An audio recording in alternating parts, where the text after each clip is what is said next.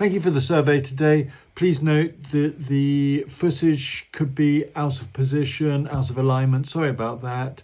I've just put it together in rough format. What I'm going to do is pull together pieces, add it to surveys from other properties so you can see your property in the context of other properties, and likewise the data loggers.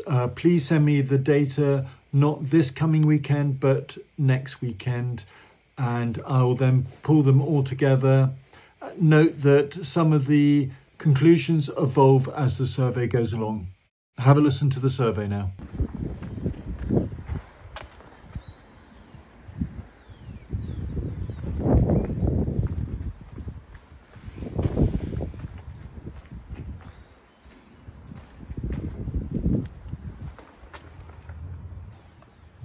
So what I'm seeing is dampness on an internal wall. Mm-hmm.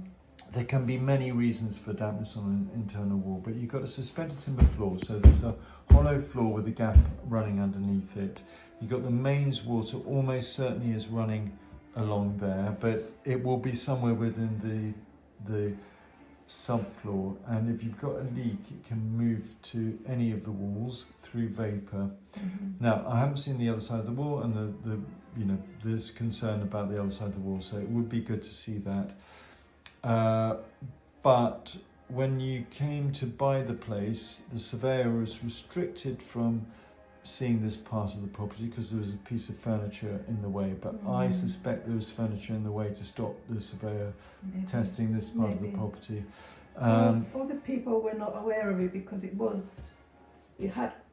that's quite a thick wallpaper covering it. I didn't notice it, but at the same time I had lots of boxes in front of it as well, and it wasn't until I started getting ready to get this room ready for decorating that you started noticing that it was damp.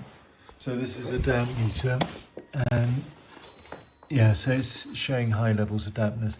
This is using radio waves. It's got a surface function as well. Now just test that, and the surface is damp as well. Yeah, so, and then there's also dampness here. No doubt this wall here is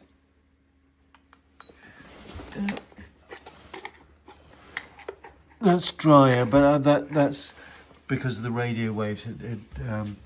It sort of, to some extent hides it. Oh, that's sort of normal levels. That's fairly normal levels there. I mean, I think the fact that you've improved the breathing of the wall has probably improved the extraction of vapour or water from the subfloor. So, using a screwdriver, I've managed to find a hole next to the electrical wiring. So, I'm just going to put a hygrometer probe in through the hole underneath and measure the subfloor relative humidity. Take about half an hour for that to adjust.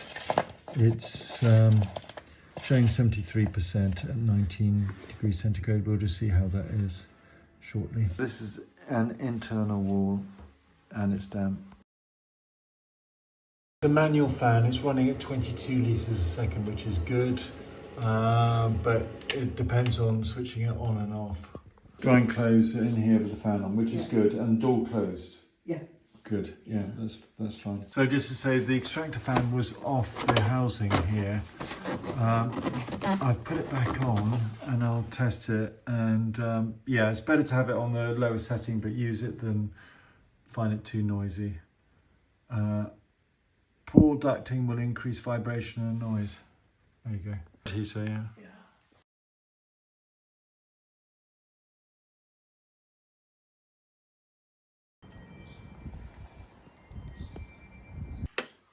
So that's normal levels. That's not off the scale, but it is 999 there. Likewise.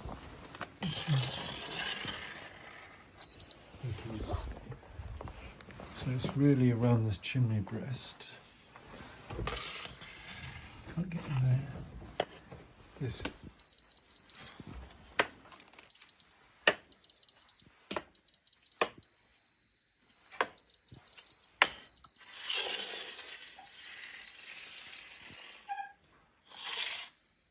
Okay, so it's in different patches. I think that's telling us what the problem is. Have a look at the inside. I can't get in below that. And then they've got condensation on this side. Seeing next door is they have got dampness in zones, but it's very patchy. So for instance, they had damp around here, and I'll check on your side, but it was dryish going down, and then they had some damp at the base of the walls, similar to this, but it's just in different zones, and that's normally indicative of hygroscopic salts. You've also, the subfloor void appears to be stabilising at 78% relative humidity, which is normal. It's a bit higher than the outside vapour levels, but that's normal to be slightly higher. But it's not. If you had a leak in the subfloor void, then you would expect to get in the sort of 90%, especially in the centre of the property. I mean, you have got a certain amount of airflow in the subfloor void. You've got air bricks, but if you have a leak, then what can happen is the vapour from the leak condenses above the damp-proof course, and it will cause rising damp-like symptoms. It's not rising damp, but it's causing rising damp-like symptoms. You don't get rising damp in this area because you're in London and the water's pumped out. So I'm going to have a look at that and understand it better. Say that with hygroscopic salts, it's dampness that's impregnated into the brick. They predominantly come from chimneys, chimney breasts. And when I looked at this, I thought, I wonder whether... Do you see how... I wondered about that. Might be the cause. It's got soot in there, and which is normal. But it's when the chimney breast has been affected by plaster in particular, and if there's new plaster, or there can be lots of different reasons that cause it to come to the surface, but it's normally moisture in one way or another. I mean, I had the chimneys capped, but there's still ventilation going. Yeah, I mean, it shouldn't really make a huge difference. I'm not intending to use the fireplaces, so... But hygroscopic, I'll show you an example of hygroscopic salts, but they're impregnated into the brick. You can't get rid of them. The only thing you can do is cover them. The simplest thing to do is cover them in an oil-based primer, such as Zinsser cover stain, but you can use insulation as well. The only thing about insulation is that you need to make sure that there's a barrier. If you use a water-based insulation or a permeable insulation with a water-based adhesive, the salts will just come straight through that. I'll show you examples when I do the final thing.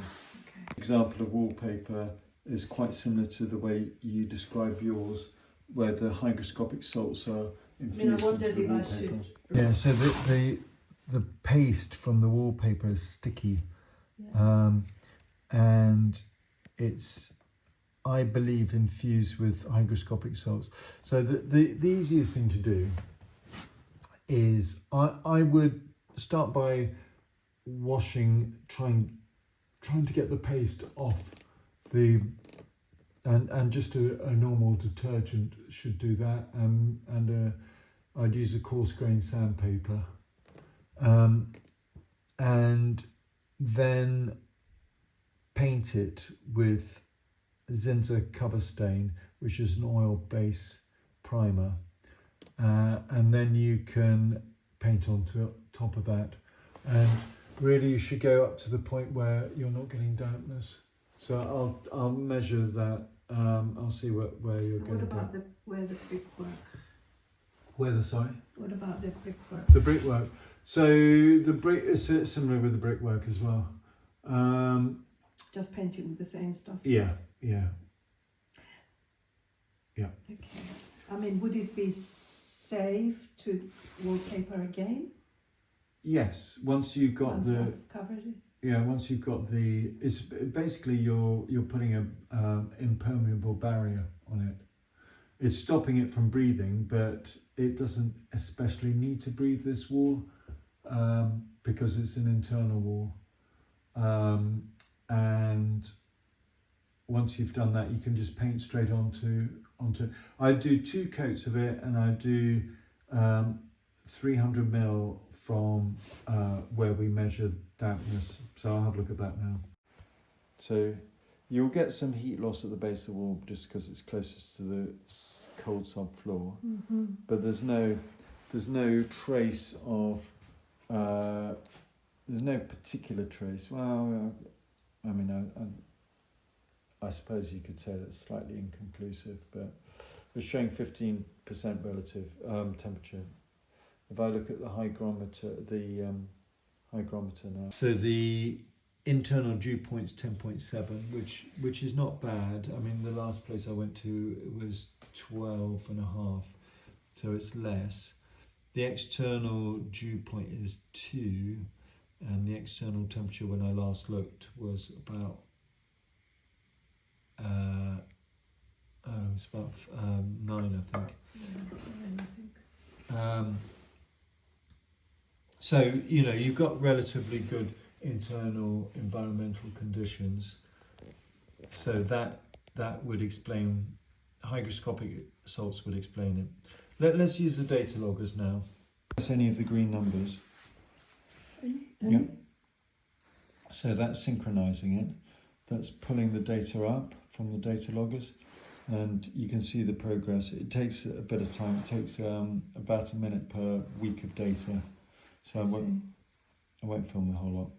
So your neighbour has dampness around this area here, less so there, but they got evidence of past dampness. This one is a bit better. They've got dampness here as well.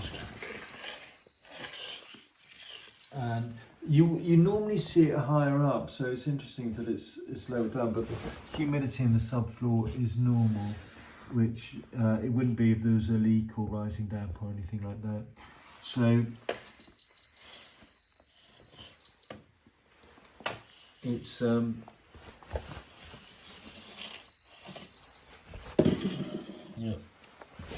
hygroscopic salts is the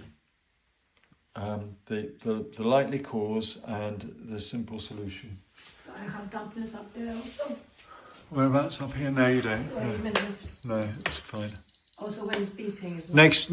Oh, it's just telling me that it's meridian. But next door has dampness around this area, but it's normal to have it in patches because it's just the way it moves. If you press the calculator sign top right, this bit. Yep, and then export sign top right. And then try do it again. I think you must have hit the wrong buttons. And then top right again. A quick jab. I think it should be. And then either of these, but normally the fastest is export CSV. And then send it to myself, simon@dampsurveys.com. Just put my name in there. So it currently is dry, but you have a risk here because you're going to get heat loss in this area, and therefore you have an increased risk of condensation, and it's probably historic from your predecessors. And if there was like a family here, you wouldn't have particularly noticed it. And no, there was a young couple lived here before me. But even so, it's not as a damp wall will take 6 to 9 months to dry out. So it could well be almost 2 years. Yeah, but it's dry now though. Yeah, that's why I was puzzled. So, but I mean, I'll show you with a thermal imaging camera. No, do leave it, it'll be fine.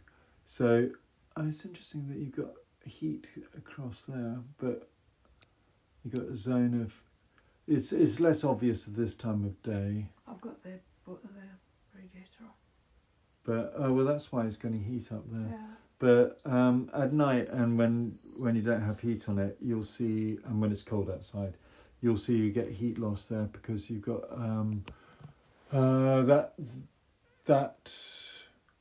well, the whole area, this whole area will have heat. You can see, do you see the lines in that? Do you see the lines? That's where the rafters are, because you get some heat loss. But you can't insulate underneath there, so you get a zone of heat loss. Looking to redecorate the property.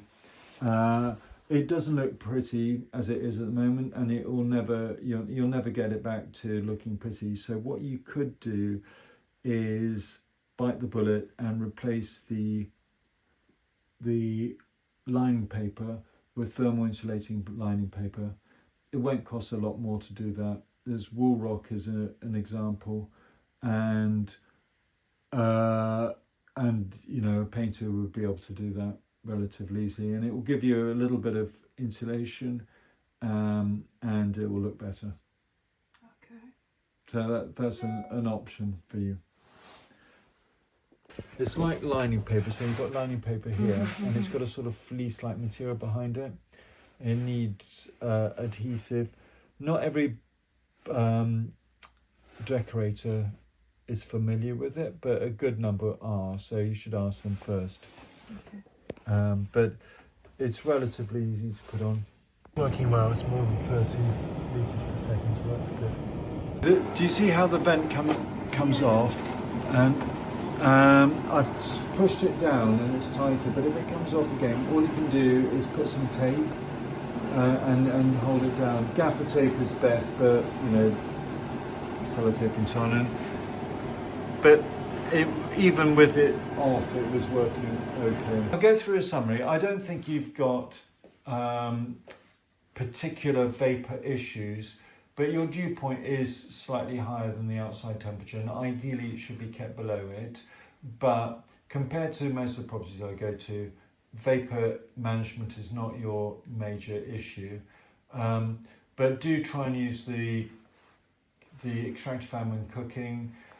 Do continue to dry clothes in the bathroom with the extractor fan on. Do keep the manual fan on for as long as you can with the door closed, ideally half an hour after a shower.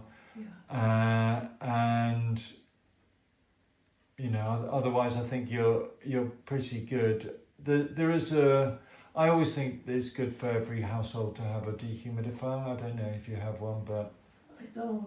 It's worth thinking about, particularly if you go away. I imagine you go away more in the summertime than in the winter, but even so, if you do go away, it's better to have a dehumidifier running. Ideally, you'd have it draining out, so that you have a little pipe, so you'd sit it near the sink and draining out. But if that's not easy, then don't worry too much about it. I don't think vapour management is your problem. I think the problem is hygroscopic salts, and the reason I think that it is because it's by a chimney breast. Your neighbours have patches, but they're in different places and they have a similar thing. You can see the salts here. The hygroscopic salts that come from the historic burning of coal. It's infused into the wallpaper. I showed you an example of other wallpaper so you can see. And the subfloor relative humidity is normal, 76%, probably not dissimilar to internally.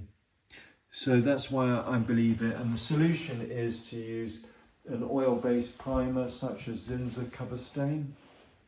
There are forms of insulation that you can use as successfully.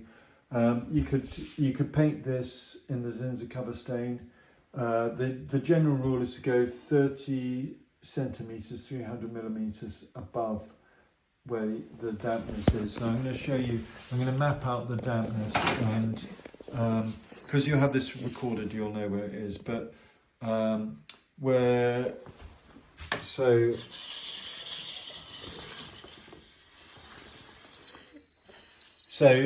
to that sort of level,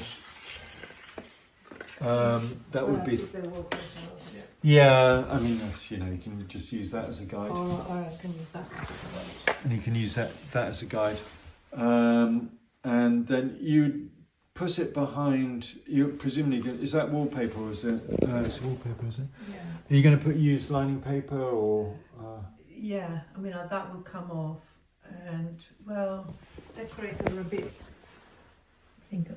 keep saying that I should use lining paper, I think. Well, there's normally a reason why there was lining paper in the first place. Yeah, I think because it's a bit rough underneath, like here. Yeah. Yeah. So you could use thermal insulating lining paper, which because it won't cost you much more to do it. I mean, the main cost is in the labour cost rather than the paper even itself. on the internal wall.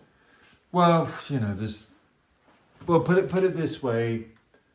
It's not going to harm. It will cost a little bit more to do it, but it will give you some insulation. If the neighbours are away, then you're going to get some heat loss, but it's not going to make a huge difference one way or the other. So long as you have the physical block, and you want to have 2 coats of Zinsser, not just a single coat. And can you write down the zinc, whatever? Zinsser cover stain. It's taking a note, and I'll send you this in an email form. Okay. Made. So this has got thermal lining paper. Yeah, do you feel thermal insulating lining paper? It's got a slight bounce to it. Yeah, it does. It's good to have. And I noticed as I was going up the stairs, so it's all dry now. When people put in double glazing, they often have damp issues afterwards because single glazing acts as a form of dehumidifier. But you know, I'm not seeing that problem here. I notice you have got trickle vents and they're open. That's good. Yeah, I keep them always open. The book's on the external wall.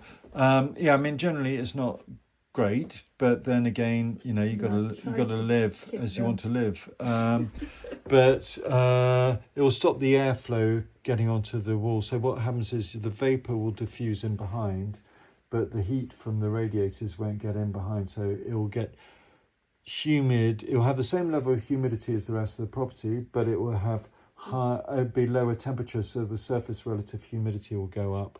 You think my books will get? They can be, but you know, it strikes me as though vapor management is not a major problem in this property. But yeah, I mean, you know, in theory, it's better not to. But they're giving you some insulation, and I mean, I still haven't accommodated all my things. It's difficult, isn't it? So this is a type of insulator. It's called SpaceTherm. It's relatively new. Not everyone knows how to use it. It's basically a sort of fleece-like material, and then it's got this plasterboard-like material on the outside. It costs a lot more than standard insulation, but the great thing is you can get it into smaller areas like that, and it doesn't take up much space. It's thicker than but it's much better than the lining, the thermal lining paper. This will give you like 5 degrees. I mean, obviously that's not how it's calculated, but it will give you much better insulation. That area upstairs, I might consider using that, and you can just cut it in the right size there. On the ceiling. No, underneath the window. Yeah. And on the ceiling, what did you say? Thermal lining paper. Okay, the WallRock. The usual one. Yeah. Yeah, because the salts have infused into the paper. That's part of the issue, but it's showing 70%, 76% at 17.9. Should be interesting to know what it is in this room. Well, I can see it and compare it.